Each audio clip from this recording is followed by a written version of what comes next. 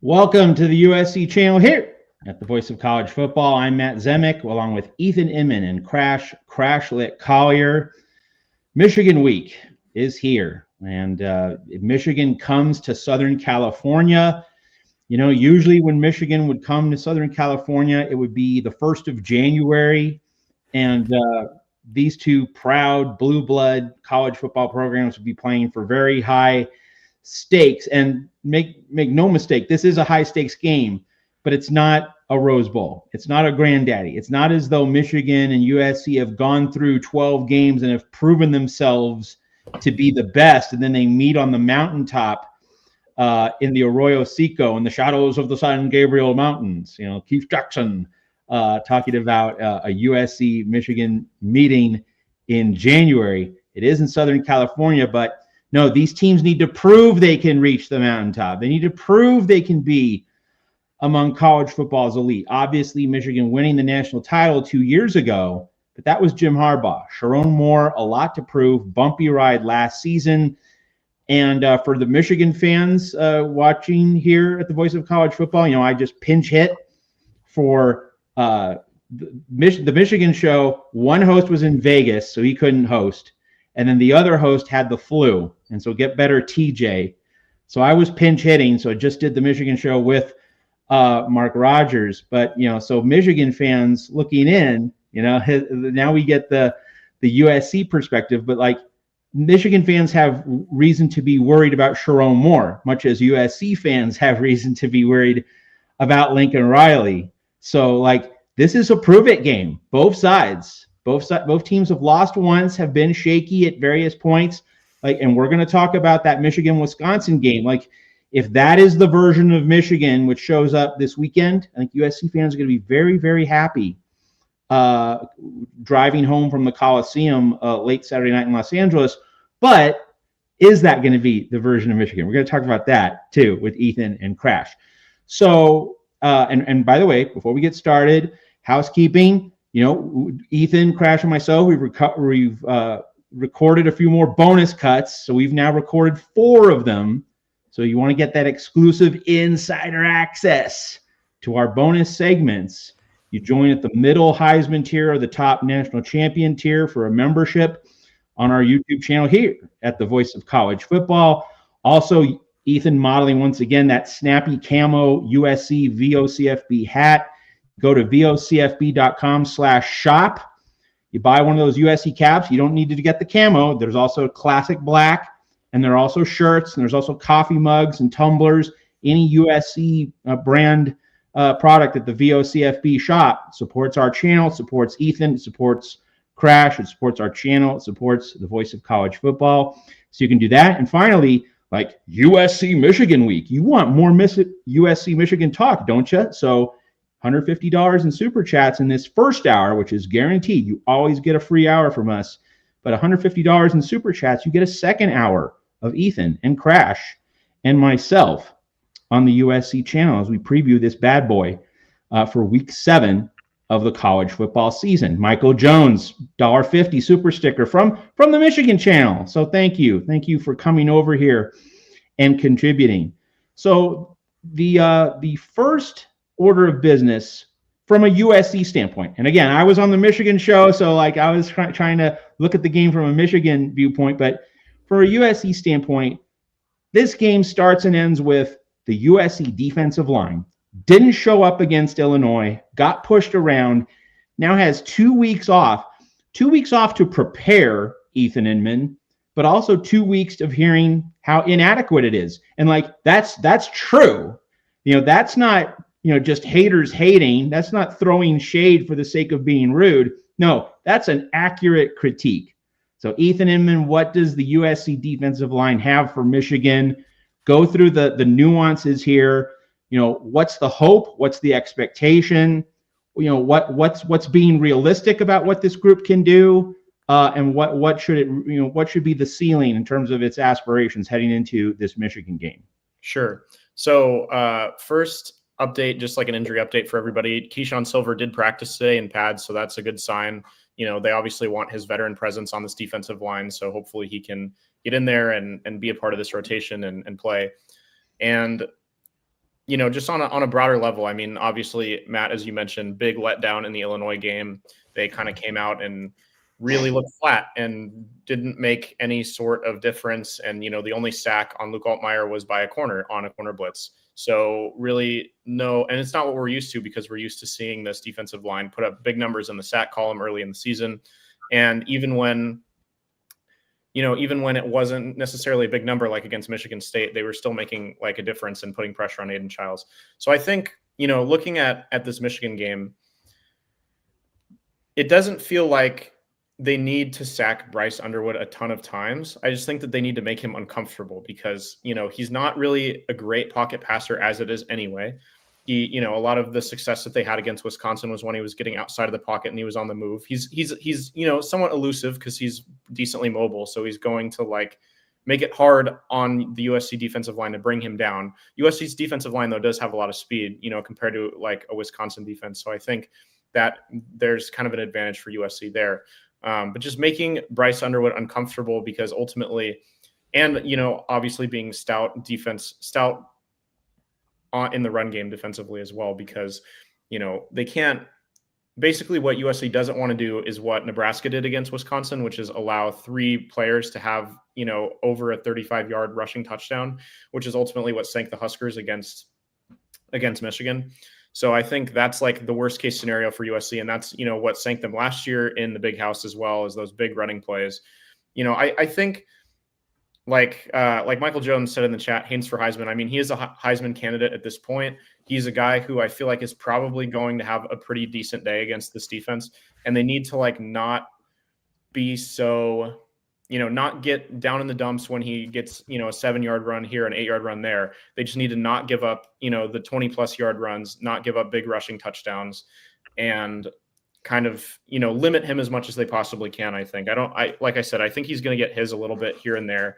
And, he's gotten his against everybody so far this season. So it's not like, the USC defense needs to get down on themselves about that. They just need to limit the big plays and kind of keep themselves in the game mentally, not make such big mental mistakes like, they've been doing throughout the season. And just, if they can get in the backfield, if they can get Haynes down for some tackles for loss too, to kind of make up for those longer run plays that he's probably going to have, then that's great. Because he's, like I said, he's going to get his 7-8 yard runs. He averages 7.7 yards a carry. So just limit the big run plays is from my point of view, and wreak some havoc in the backfield to make Justice Haynes and Bryce Underwood obviously even more so just uncomfortable, keep them from getting in any sort of rhythm for sure. Crash, your view of USC's defensive line and your outlook for Michigan. So I think obviously if Keyshawn Silver's back, that's a huge plus for SC. Regardless, though, I want to see this defensive line play how they played in the first 3 games, where they just were really aggressive and just put a ton of pressure on the quarterbacks and forced them to have to just release the ball quickly. And I think especially with Bryce Underwood being a freshman, still adjusting to the college game, you could argue, he still finding his rhythm, and just obviously not being the best pocket passer definitely is an advantage if USC can get to him quickly. And then same with Haynes. They ought to just really try to suffocate the Michigan in the backfield and try not to let them have big explosive plays. And obviously the big plays are going to happen. That is just part of football. Nobody is perfect, but it can't be just like, okay, here's this busted play, then this one, and then this one. It can't just be the norm. It's got to be like, it can't be the rule. It has to be the exception once in a while, and like barely even. So really it's just about minimizing the big plays, I think, for this defensive line. All right. Now, this is something that we've talked about a lot over the course of the season on the USC channel, and especially for the Michigan fans coming in, seeing what we're all about here on the USC channel. Of course, you don't want to give up big plays, but also, this is the drum I've been banging. I think I've been on the island here, Ethan and Crash on the other side of the fence, and we like that. That's good television here on the USC channel, the voice of college football.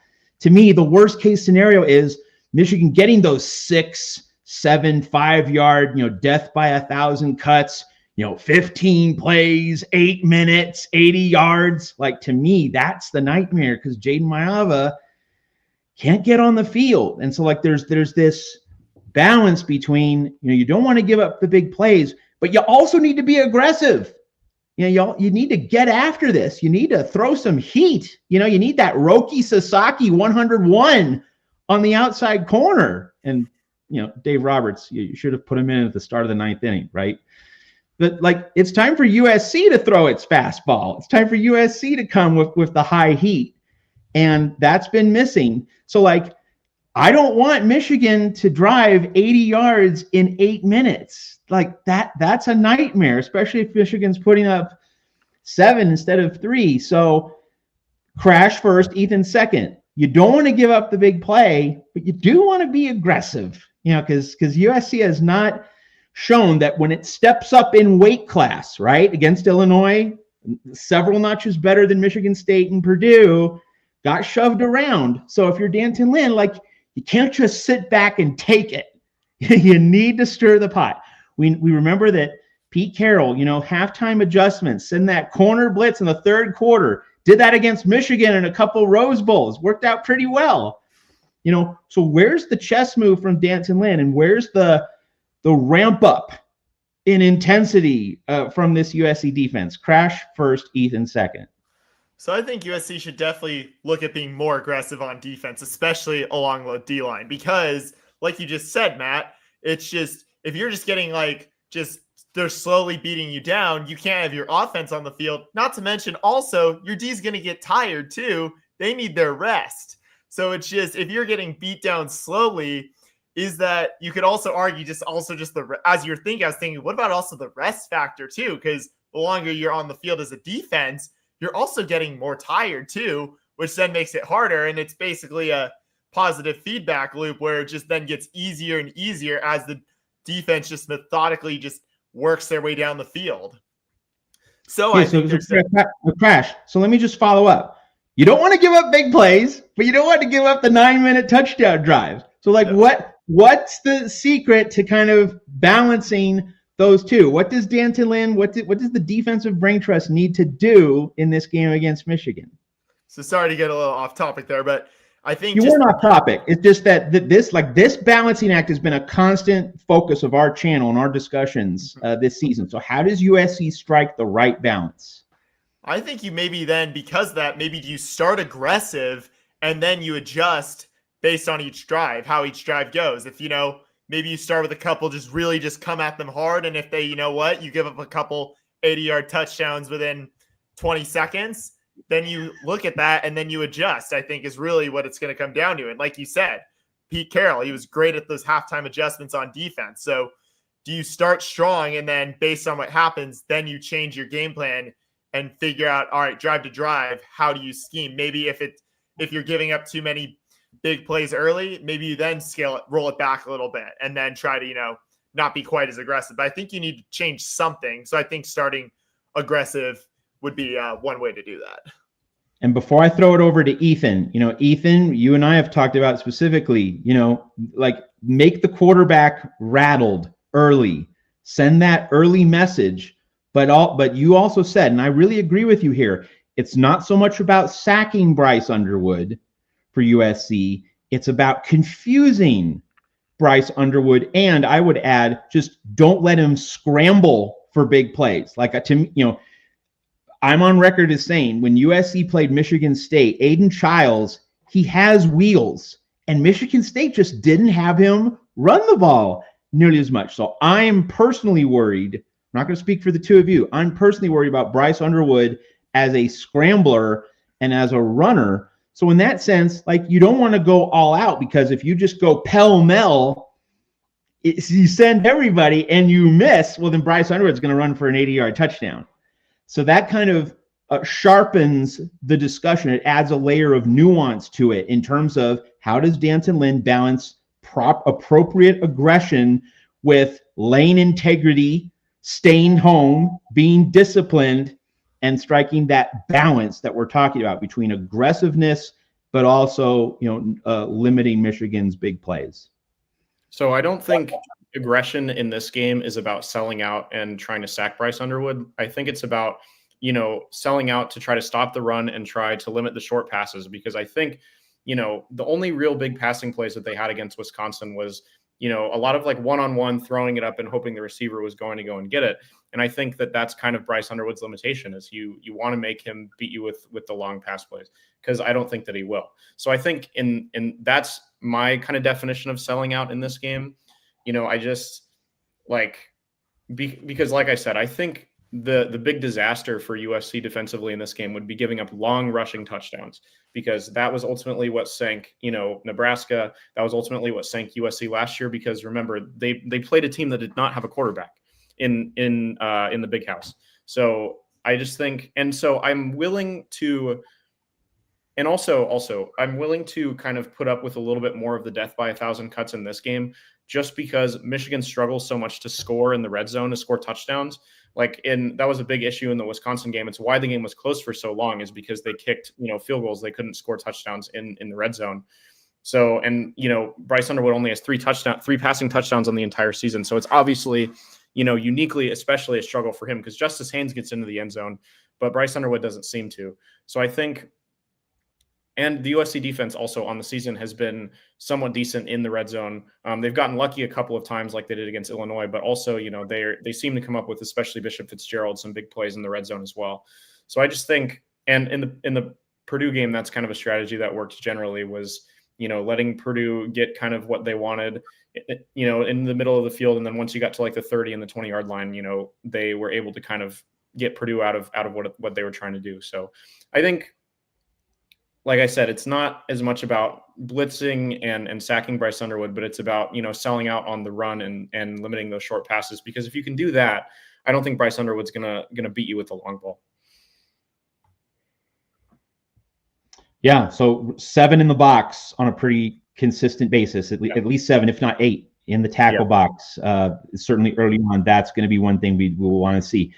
So this kind of relates to it carries into a similar kind of question. It's not the same question, but it's like a related one that kind of peels off from what we've just been discussing. Is this a game in which it even matters about D'Anton Lynn's scheme? Is this going to be a game that's going to be defined by scheme? Michigan has a particular set of qualities that might merit a particular approach, but at a certain point, it's mano a mano. You got to win your battle. You got to be the physically superior dude in the trenches when it gets tough against Michigan and the Big Ten. How much of this is scheme and approach and tactics, and how much of this is just being a man and getting it done and being a Trojan and showing some damn pride after the bad defensive performance against Illinois? How much is it X's and O's? And how much is it Jimmy's and Joe's? Crash first, Ethan second. So I think there's certainly, you can't completely discount that, being in the right position, the scheme is definitely going to matter. But I think it definitely, if USC can prove here and win this game, this could be Big Ten football at its finest. Because Big Ten football, as I heard, just especially as, USC was coming in from just, all the passing, just the, all the air raid stuff that really defined the Pac-12. Big Ten, big boy football is all about the trenches. So pretty much, I think obviously the scheme is going to matter, but yeah, like you're doing, Matt, it's pretty much, you're just going to have to win your battle. So whoever's stronger in the trenches, I think, is going to win this game. So I think definitely scheme is going to matter a little bit, but I'd say no more than probably 10%. And that's especially true in the trenches, where it might be close to 5. And it's just about, you got to win your battle. You got to be the stronger man in the trenches if USC is going to come out with a win. So I think it's all about really just winning the battle and which team can play better big boy football. I think scheme still definitely matters. I think, Crash and Matt, you make a lot of good points. I think that, this defense needs to stand up. And I like kind of what I'm hearing them say in practice about this, this Illinois game supposedly having woken them up, and, they feel like, they were kind of kicked in the head and now they're awake. Like that's all good talk. Like that's great.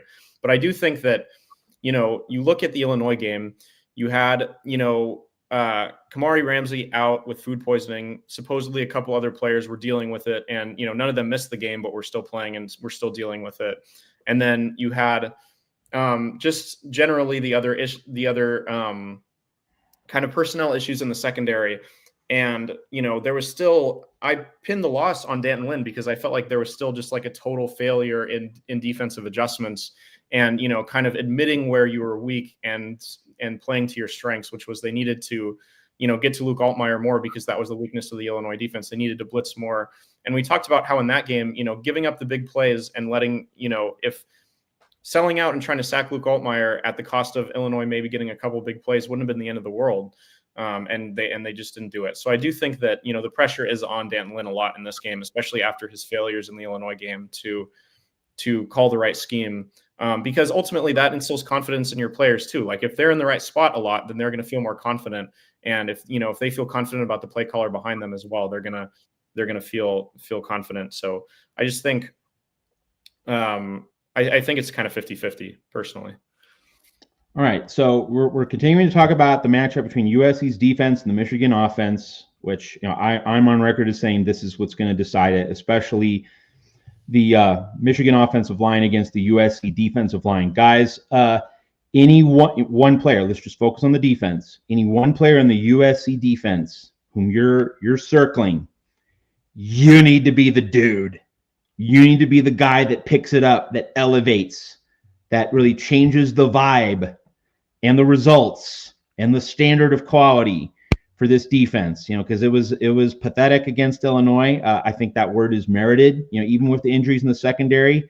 Like, did you not think, gentlemen, that Illinois was going to provide a bigger challenge than Michigan State and Purdue? And like Ethan, you saying, well, the Illinois game was a wake-up call. No, that was supposed to be the game in which you made your statement. Like you underestimated Illinois just because it got kicked to the curb by Indiana.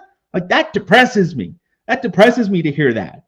Like Illinois was a game, Fox Big Noon Saturday. Like you should have been maxing out. You shouldn't have underestimated that opponent. But now 2 weeks off.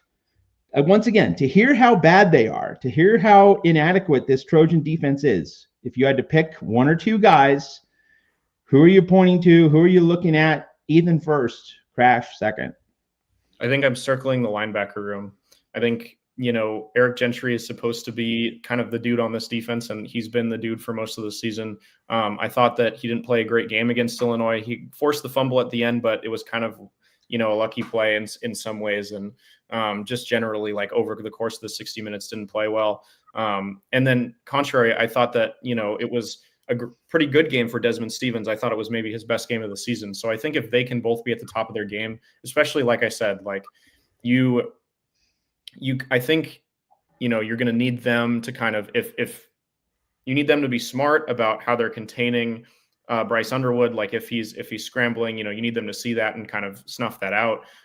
If Justice Haynes gets through the defensive line, you need them to be there. You just need them to be in the right spots a lot. And I think you need them to kind of be that aggressive, be that tone setter, because I think, Eric Gentry kind of philosophically represents how a lot of people feel about USC right now on paper. Like he's not the most like physically impressive defensive player. Like he's kind of taller and lankier and skinnier, and he's been injured and he's had some bad luck. And, a lot of people from other Big Ten schools would look at him physically and say, that doesn't look like a star Big Ten defensive linebacker. But if he can, kind of embrace that underdog mentality, embrace, the rest of the Big Ten underestimating him and come out and ball out and, limit these Michigan offensive players, then he could, get some real consideration for some defensive awards at the end of the year. And also he can really, I think, elevate the rest of this defense as well. So I think obviously the linebacker room is certainly important, but I think it's really going to be what happens along the defensive line. So I'm really looking at a few guys who just have been really leading the room in just like, I think really Keyshawn Silver, if he plays, I think Jamal Jarrett, those are two guys I really want to see step up and really just have big games. So I think this game is going to be defined along the trenches. So I want to see really just what does this defensive line do to make Bryce Underwood uncomfortable. So I think really it's going to be like I said, I think it's going to be this game's going to be won or lost in the trenches. So I think the defensive line, especially like Jamal Jarrett, Keyshawn Silver, if he's healthy, those guys are going to need to step up and have big games. Yeah, I'm thinking pretty similar to Crash here. I think just a non-Jakeem Stewart defensive lineman. You can't ask your freshman to be your best player right out of the gate. in a season. Let's see some of the other guys, especially the upperclassmen on this defensive line, step up and take a leadership role on this team. And of course, once again, the defensive line has to help out this secondary. The secondary is not 100% healthy, and part of a good, healthy team culture, you pick up your teammates. And so this defensive front needs to think about, it's not just winning your battle or winning the game, it's picking up your teammates in the secondary, being there for each other, knowing that you don't have an ideal situation on one position group, so the other position groups pick up the slack and compensate so that the other groups aren't as exposed. I'd really like to see that from USC's defensive line.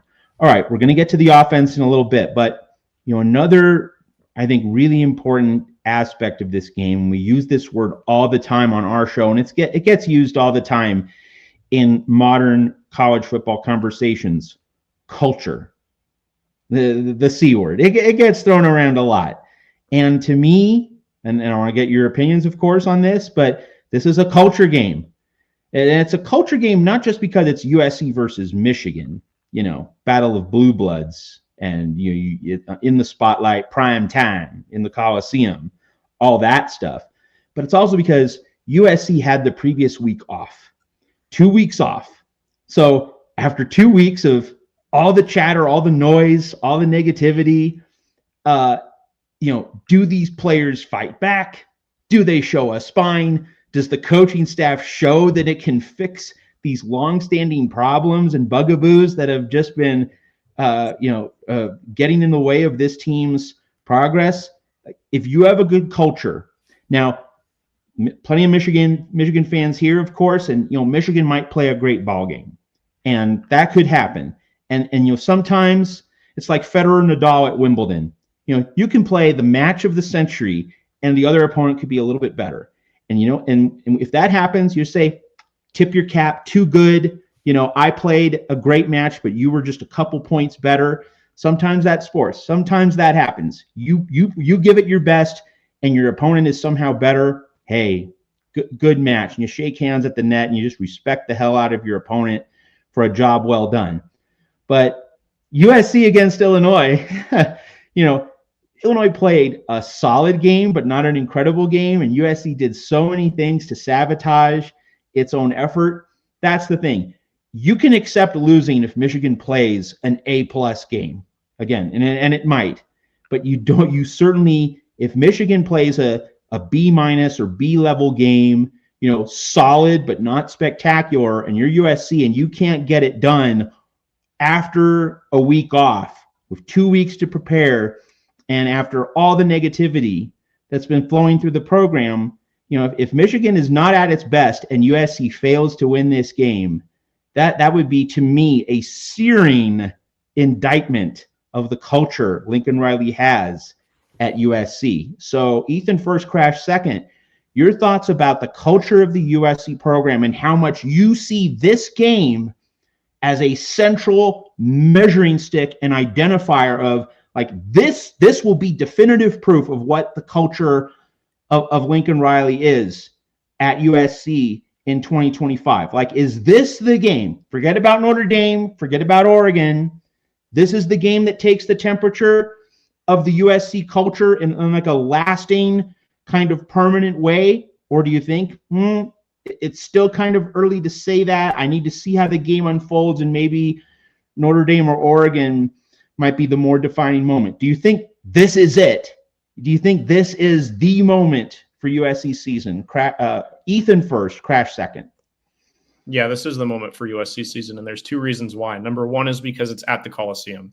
And I think that's the most important part of this conversation, because, you mentioned Notre Dame, you mentioned Oregon, both road games. Both, USC fans across the country are going to be tuned into on TV, and both, they're going to be thrilled if USC wins. But I think performing in front of the home fans is really important.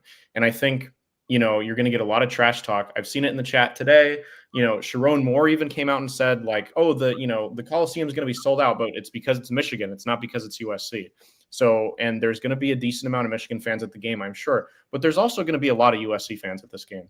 I'm pleased to report that I'm, still involved in a lot of student, student message boards about selling tickets, and the supply is a lot less than the demand. Like, a lot of people want to go to this game, and not a lot of people are selling tickets. So it seems like the student section is going to be full. And I know obviously ticket prices on the secondary market also are still high for regular tickets, and if just because of the brands of this game, a lot of LA fans, a lot of USC fans are going to show up. It's at the perfect time. Like, you need to reward the fans coming out with the big game. And I think, they're going to be fired up about that, and they should be fired up about it. Like what Sharon Moore said earlier this week is bulletin board material. Like, you should, let your players see that, put that up in the locker room and say, hey, like he's basically like little broing us and saying that, we don't matter. And the only reason both their fans and our fans are coming out is because it's Michigan. So you need, to prove that you're the real show, and in front of your home fans especially. And then I think the second reason is because of the snowball effect that's happened under Lincoln Riley in the past 2 years. 2023 went off the rails, not because they lost to Notre Dame, but because they lost like 4 of the 5 games after that. And they couldn't come back home and get revenge for the last season and beat Utah in the Coliseum with Bryson Barnes at quarterback. Bryson Barnes. It wasn't the pig farmer. It was Bryson Barnes. Bryson Barnes transferred to Utah State. Bryson Barnes he's not a great quarterback, and Utah was still able to win that game. And so that's what this represents. This is the Utah moment in 2023. This is, you can't let the season go off the rails, and it's a tough stretch coming up. So you kind of need this one. And obviously there's other factors, like Michigan comes into this game ranked 15th, which I think is a little generous, but it's good for USC if they win. And just also like I said, like the brands, establishing your place in the Big Ten, because, a lot of people feel like USC doesn't have a signature Big Ten win yet. And unfortunately, the guys across town just got one this weekend. So there's just a lot of like extra layers there, but I think it's 2 main reasons: because it's a home game and everybody's going to show up, and because of the snowball effect that we've seen in previous years with Lincoln Riley. So I think this game is crucial to the culture of just showing fans what the culture is of this program based on how this team responds. Does this team come out and just be like, okay, it's just another game, let's go win it, let's go? Or are they going to come out like, all right, we're pissed off as hell that we lost to Illinois. All right, let's go win a freaking football game. So I want to see an angry USC football team come out and play. And even if, it's both teams are playing their best brands of football and USC just comes up a few points short, I can live with that. If it's, USC playing their best, they came out angry, wanting to prove something. But anything less than that, especially in a loss, and it'll just show like that USC might not be able to respond well to tough times, losses, that sort of thing. So I think this is a really defining game, because it is a chance for USC to put its culture on display for not just the fans in the stadium, but for the entire nation, really. I mean, especially with a 4:30 kickoff, prime time, great window to just watch football. Perfect time to go to a game, in my opinion. So I think really just with all the circumstances and just coming off that loss, you have the bye to process it. USC has a chance to just come out and just really just say, all right, we lost the game last week. We should have won. How do we respond? And so if USC comes out angry and just plays the game, just plays their hearts out, has the game of their lives, I think that really just shows like where the culture is, that the culture's in a good spot and that this program is on a good trajectory. All right. We want to thank our friend, longtime loyal viewer, listener, Slap Happy, for the $5 super chat. Slap Happy, always there for us. We really appreciate it.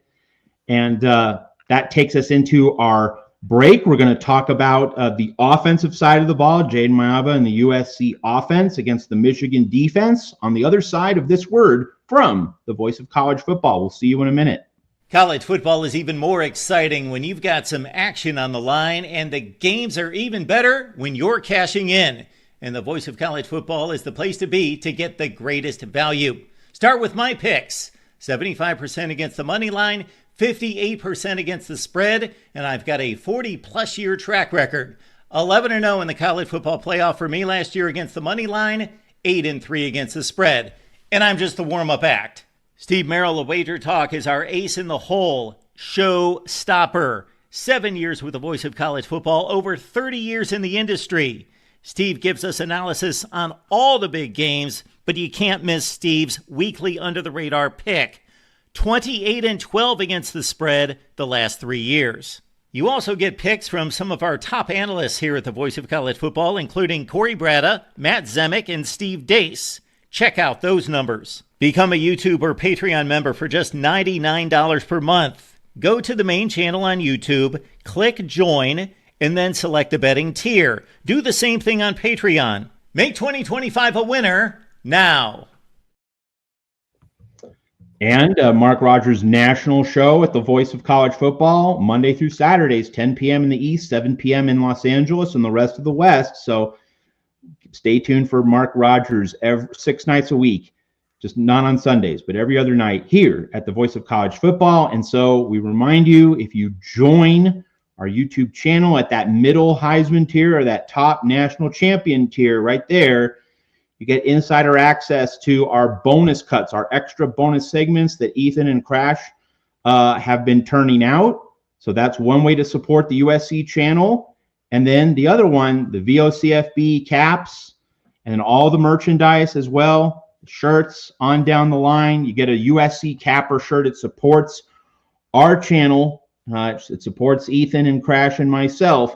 So those are tangible ways to support the USC channel here at the Voice of College Football. So on the other side of our break, we now turn to the other side of the ball, the USC offense against the Michigan defense. On defense, that's where Michigan plants its flag. Michigan has been so good on the defensive line, in particular, over the past several years. And, you go back to Aiden Hutchinson, and you continue with just all the beasts that Michigan has turned out as pass rushers, edge rushers, and interior defensive linemen. That is really the cornerstone of the Michigan program. So the biggest challenge yet for this USC offensive line, a line that, no Elijah Page and no Killian O'Connor for most of the way against Illinois, and yet, did a really good job. But, I think we could all agree here at the USC channel, and, Michigan fans are already on board. We don't need to convince them. They know this. Michigan's a step up in weight class from Illinois in terms of a defensive line. So what's the outlook for the USC offensive line, giving Jaden Maeva enough time, enabling the running game to function well? And keeping in mind, a year ago, that was the matchup which cost USC. The offensive line could not move Michigan's defensive line, couldn't get a first down late in the game, was overpowered. Obviously, you have a much more experienced USC group 1 year later, and there are very encouraging signs that Zach Hansen is getting more out of this group in ways that Josh Henson did not. But Michigan certainly sets the bar high in terms of a defensive line challenge. So Crash first, Ethan second. Your outlook for the USC offensive line in this game on a scale of 1 to 10, how confident are you? That could be one way you get at it. But just, how are you feeling? What's your vibe for the USC offensive line going against Michigan's quality defensive front? So I think it's the same thing like I was saying when we were talking about the defense, Matt, that this game is also applies to when USC's on offense. What happens in the trenches is really going to be very defining. So I think absolutely this game is really going to be, I think I'm kind of not sure what to expect, especially with Killian O'Connor out. I think with Elijah Page potentially being back, that's definitely a good sign, but we'll have to wait and see.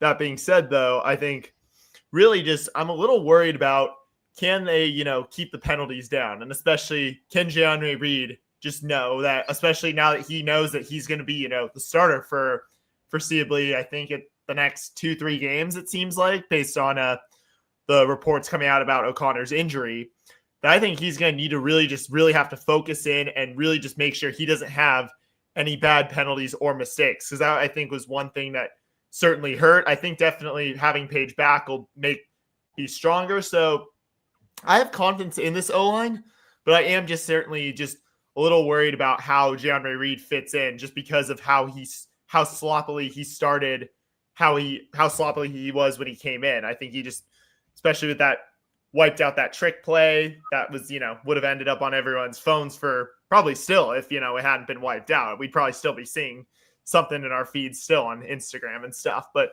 so I got confident this O-line, but I'm just like, I'm just wondering, can Reed just, you know, be at his best? And I think that's really going to be crucial, especially with, as the center, you got to, you know, relay information both ways that you're getting as you know, the plays are being called and as they're developing. So if USC can just be solid and just win the battles in the trenches, I think this O-line can be great. Otherwise, I think it'd be potentially a brutal day for Jade Mayava and the running backs. So I'm still pretty confident in the offensive line. I put my confidence at like a 7. I think that Jean-Ray Reed's going to rebound from the mistakes that he made last game, you know, talking about that drifting down the field on the big play, as Crash mentioned, and then also the high snap. So I think he's going to play better, especially with kind of 2 weeks to prepare. He's an experienced vet. I kind of trust him. I don't feel like obviously it was a close battle between him and Killian O'Connor throughout camp. It was probably the closest major position battle on this team. So that says a lot about him, given how well Killian O'Connor has played. So I think Jean-Ray Reed's going to have a good football game. And then, you know, Elijah Page obviously has been practicing both of the last 2 weeks. So there's a lot of hope that he's going to be back. And even if he isn't, you know, there's a lot of depth on this defense on this offensive line. And, you know, they've shown that throughout the season so far. I think, you know, the kind of key that I'm looking at for Michigan's defense versus USC's offense is Michigan's defense is kind of a big play defense. You know, they rack up a lot of sacks. You know, they will get you to turn the ball over. You know, they'll make big pass breakups in the secondary. So I think the key is, you know, if Jaden Mayava has another moment in this game like he did against Illinois where he threw an interception and then had another bad drive after that, like just not letting it spiral. And I think it's the same thing for the running backs and the same thing with the wide receivers. Like if anybody makes a mistake, same thing with the offensive line, like any position on this offense, if they make a mistake, they need to not get in their heads about it. They need to kind of remember who they are and, you know, allow the confidence that they had in the first 4 games to carry over. So I think confidence is the name of the game here. You know, USC has the number 1 passing quarterback in the Big Ten, the number 1 receiver in the Big Ten, and the number 2 running back. Like the only running back that's close to Justice Haynes' rushing number in the Big Ten is Wayman Jordan. So, and, you know, they obviously have Eli Sanders in that backfield to boot, and the offensive line has been playing great. So I think they need to, you know, kind of remember who they are and, you know, culture, identity, all that needs to get into their head. Like, yes, Michigan is a good defense. Yes, they're going to make big plays, you know, but USC can push forward and still have, like, generally over the 60 minutes, a successful offensive game. And I think, you know, Lincoln Riley's play calling has been really good so far this season as well. I kind of trust him to, at least in the first 3.75 quarters, to call a good football game. So I trust him to do that there. And, you know, I think I also trust them to make offensive adjustments because they've seemed to do that decently well as well. So, there's some aspects to this offense that we may haven't seen yet. I think we could see more Hassan Longstreet in this game. I think we could see Jaden Mayava using his legs more. Also, Mayava's been he hasn't needed to be that elusive, but he's been somewhat elusive when, you know, pass rushers have gotten the backfield. I think he's only been sacked like twice all year. So, yeah, I think it's all about confidence and all about when Michigan makes a big play, because they will. You know, I think that they'll make a handful of big plays, even if it's a bad game for the Michigan defense. I think that they'll, you know, wreak havoc on a handful of plays. It's about, you know, rebounding, picking yourself up, being confident, remembering, you know, the body of work that you've done over the first 5 weeks of the season, and, you know, going out and being the superstars that you are, I think. All right, now let's turn to play calling, and I'll certainly let Crash weigh in on this. But like Ethan, since we started our show, you and I earlier this year, play calling has really been an element of competition where you and I have drilled deep. So for this Michigan game, and you kind of dropped some breadcrumbs in your answer. Is this a game where you want to just land an early jab, and by that I mean throw downfield, or just go straight north-south with the run game? You try and just, you know, go at Michigan straightforward, you know, with a, you know, Roki Sasaki 101 on the outside corner? Or do you want to throw a changeup, a Blake Snell changeup, 87, sinking out of the strike zone, and, you know, you use Mayava as a runner, you have him keep the ball on the first drive of the game, and you use some screens, and you try and do things that try and get Michigan off the scent, maybe hope that Michigan backs off, retreats a little bit, and is on its heels? So do you just go with the straight north-south jabs, or do you want to go with some sleight of hand, some finesse, some misdirection? How do you think Lincoln Riley structures the first few possessions for USC? Do you have a strong lean toward one or the other? Ethan first, Crash second. I think starting fast in this game is important.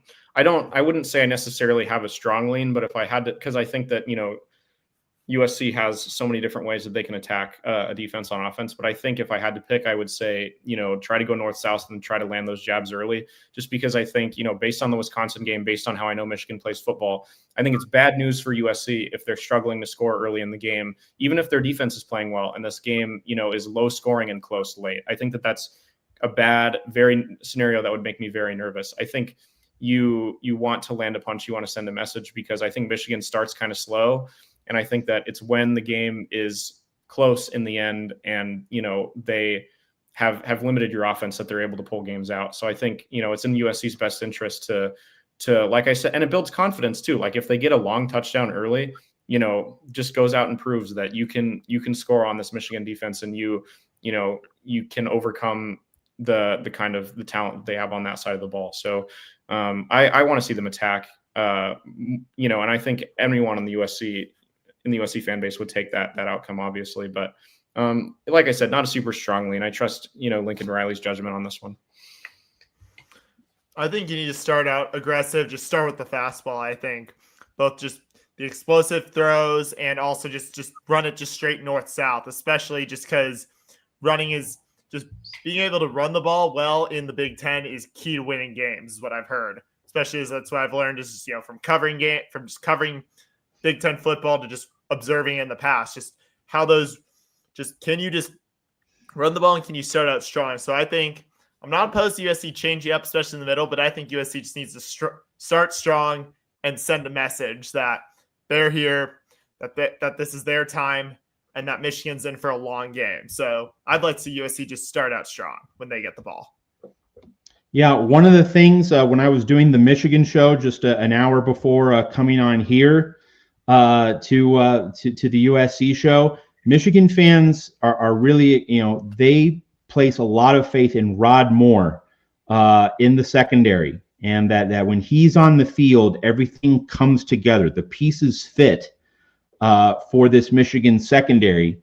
So to me, it seems as though Lincoln Riley, in terms of an attack plan, he needs to just go to the half of the field where Rod Moore isn't. And maybe Rod Moore gets the Mackay, or is keen on Mackay Lemon, or at least like he's thinking about Mackay Lemon. But if you need to go to Jacoby Lane, or you need to go to Lake McCree or Walker Lyons, going to the half of the field where Rod Moore isn't able to cover ground in that Michigan secondary, I think that could be a line of attack that could be very useful for USC. And it's kind of funny. Before the season, USC fans were all run the damn ball, Lincoln, run the damn ball. And he's actually been pretty decent about that overall. But I think this is another game where you need to pass first to set up the run. And also you need to pass first just to score. And this is a crucial thing. USC was driving, first drive of the game, Wayman Jordan fumbles inside the Illinois 30. Just imagine for a second how different that USC-Illinois game would have been if the Trojans could have gone up 7-0. They throw that first punch.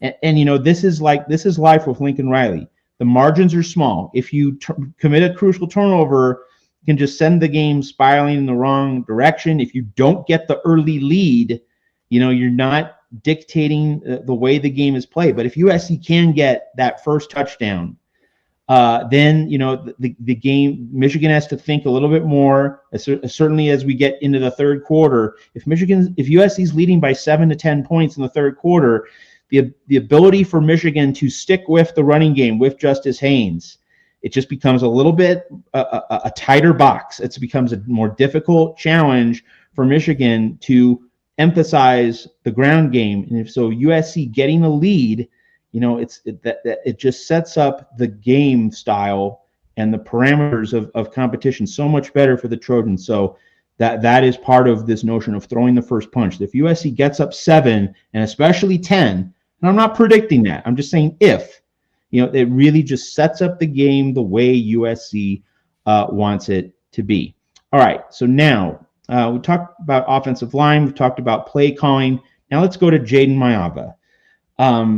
He has been very good. I wouldn't say great because he had that third quarter against Illinois when he just was missing throws that he ordinarily would make. And we repeat the theme that Michigan is a step up in weight class from Illinois. So it's the best team that USC has faced this season, or if not team, this is the best defense that USC will have faced to this point in the season. So this is a marker for Jaden Maiava. This is a time for him to show just how much he really has evolved. And this is not to take away from what he did in the first month of the season, but just the competition was not elite. We can all be adults here and admit that.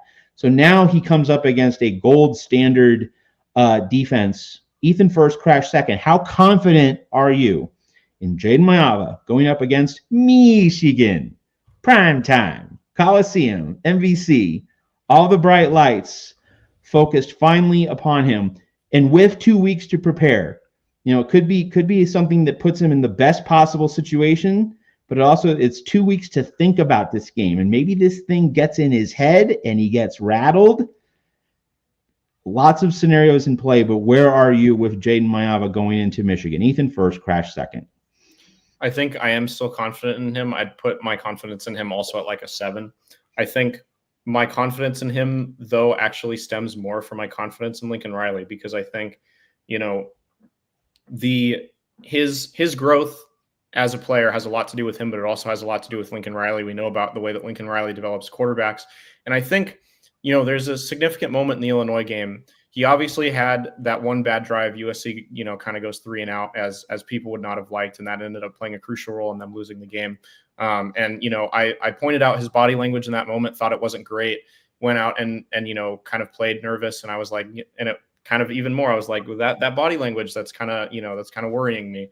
But ultimately Lincoln Riley had a conversation with him after that drive happened on the sideline, and he rebounded after that. And so I think that that's a real sign that Lincoln Riley kind of has, all of the keys to unlock the best version of Jaden Maiava. And, that has to do with his offseason development and his improvement as a player, but it also, I think, has to do with his in-game confidence, because, it's been a complete transformation from last year, his confidence. And I think also Lincoln was able to kind of help his confidence rebound in the game against Illinois. So I think, I am confident in Lincoln mixing up the play calling if things aren't working. I'm confident in him kind of pulling Maiava aside and telling him the right words, because they seem to have a good relationship. So, and this is a defense that'll challenge Maiava. It's a defense that'll be in his face. He might make a mistake, like I said, and I could see all those things happening, which is why it's not at a 10. But I think, I'm still decently confident, because I think that Lincoln Riley kind of has the keys to helping him be the best version of himself in this game. So I think Jaden Maiava is around a 9, actually. And that's just because obviously he had that rough third quarter against Illinois, but for the most part, I've been impressed how he's played. Granted, it hasn't been against, the best competition. Obviously, Michigan is going to be the toughest test yet so far this season, but I'm still really confident in how he just really conducts himself. He's usually really, showing great leadership on the field. And obviously, like you said, Ethan, he did have that one moment where his body language wasn't great. But even still, I generally think he, for the most part, stays really even keeled when he plays. And especially, I think that was really evident, last year when he wasn't as developed, when he was still just going off of raw talent, when he was making more mistakes. And I remember reading in the Vegas Bowl, pardon me, after he had like that rough start, I remember Kyle Ford just came over and said, "Don't worry, man. We're with you. We trust you. You got this." And he said that was kind of what motivated him to help lead USC on that, drive to rally to win the game. So I think just that even right there just shows that he just knows how to just keep himself calm no matter what. And then I think Lincoln Riley too, like you said, Ethan, just has a way with quarterbacks. We all have to. There's no denying that. Like, he's built his name off of it. Just look at all the quarterbacks that he's coached at some point since he was at Oklahoma who are now in the NFL. I think I saw USC posted a graphic. It's like they're 5 right now, I think, if I'm not if I'm not mistaken. So that just shows the way he develops quarterbacks is so big. And I think that just having Lincoln Riley in your corner as a quarterback is just so huge. So I think just a combination of Riley as well as just with how Mayava is just able to, keep himself calm in big games, I think it's going to be huge. So I'm really confident he's going to have a bounce back game.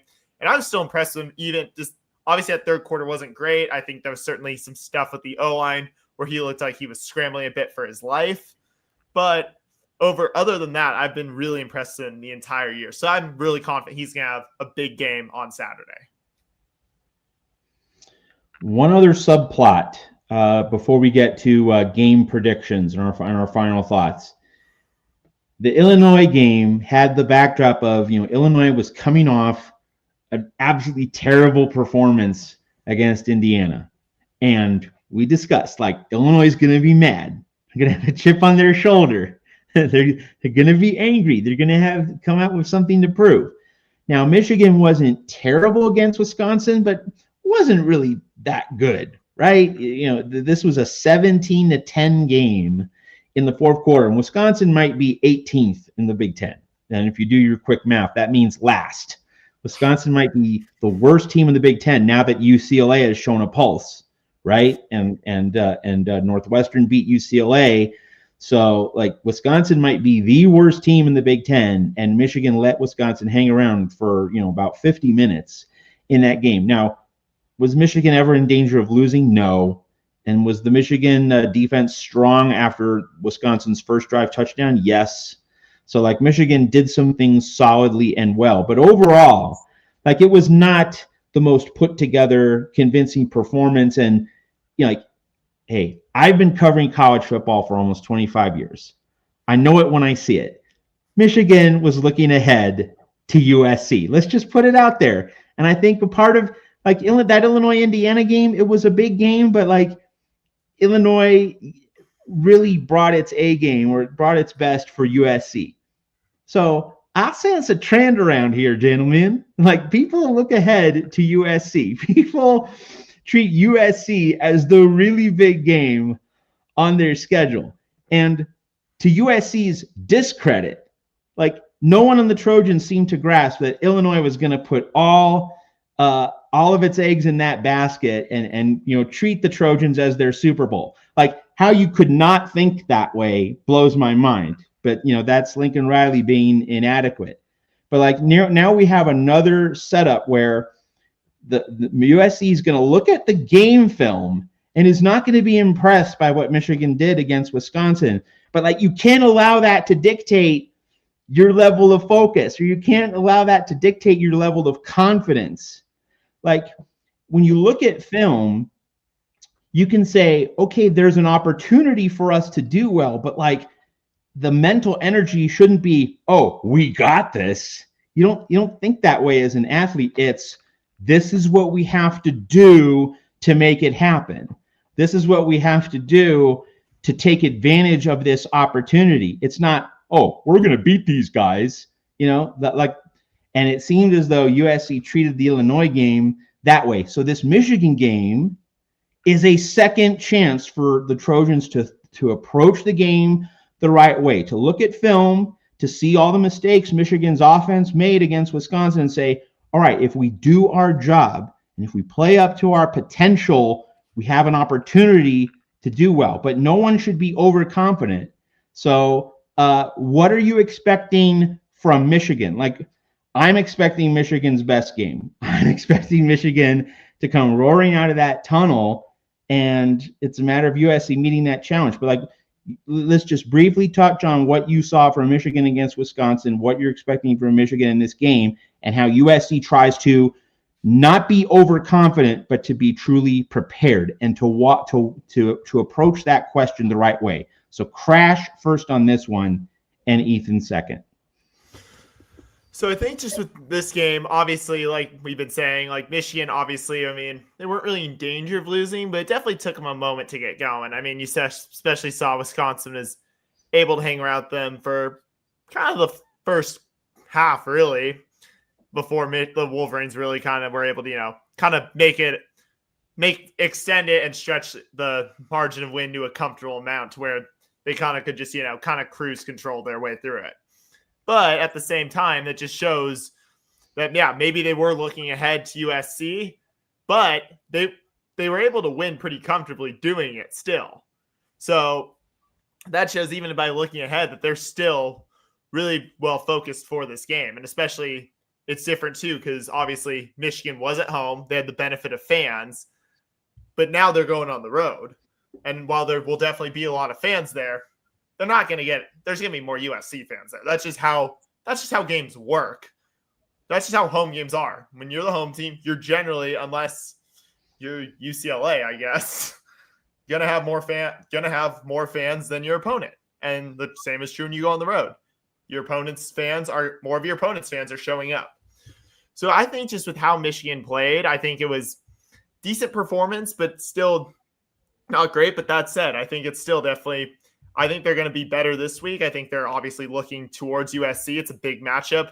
Plus, I mean, they've had Sharon Moore out, not trying to say that obviously, they didn't seem to suffer much without him, but they weren't playing marquee opponents, and he's got to, adjust to being back. But he's back now. He's been back for a week. So I think just having him back now on a full-time basis and being around his guys again is going to make everyone more comfortable now that their leader is back. So I think it's really just like what I saw from Michigan was, I think it's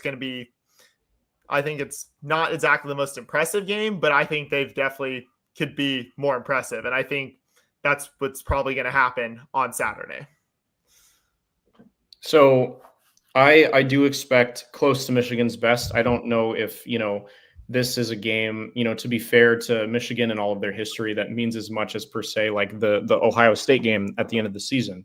But I do think that, this is a game that means a lot to any program in the Big Ten that considers themselves a big powerhouse, potentially national championship contender program. And, whether you want to admit that, whether you want to say like, we respect USC's history, we think that they can be a good football team under Lincoln Riley, and this is a big win for us, or you want to downplay it and you want to say, the USC program is done, it's over the hill, it's done with, Lincoln Riley's not a good football coach, and we're going to put USC in their place.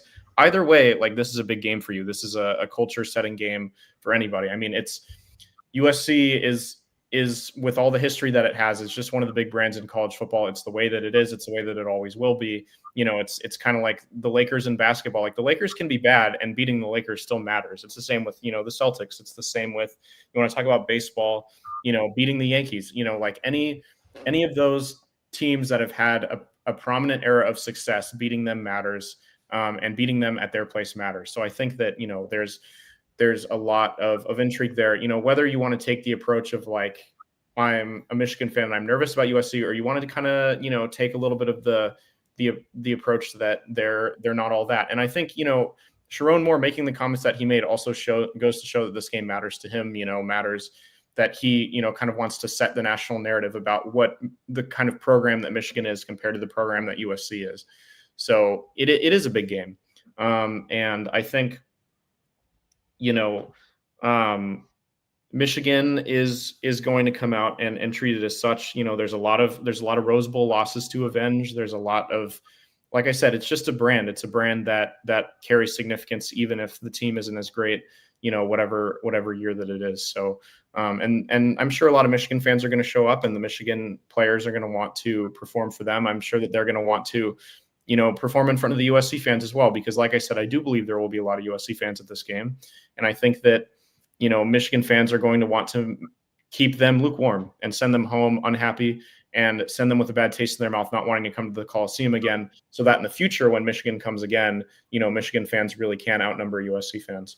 So, which I think is possible, if USC is bad, but I do think that there will be an overwhelmingly large amount of USC fans compared to Michigan fans, at least for this first game, and at least with, the season very so much alive. So, lots of intrigue there for sure.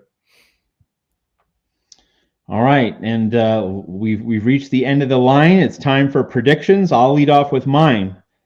There are games I feel, and like, Mark Rogers asked me to make my picks, against the spread and straight up at the Voice of College Football. It gives me 12 games every week to predict. So, like, if I'm forced to make a prediction, of course I'm going to give it. That's just what Mark Rogers wants me to do here at the Voice of College Football.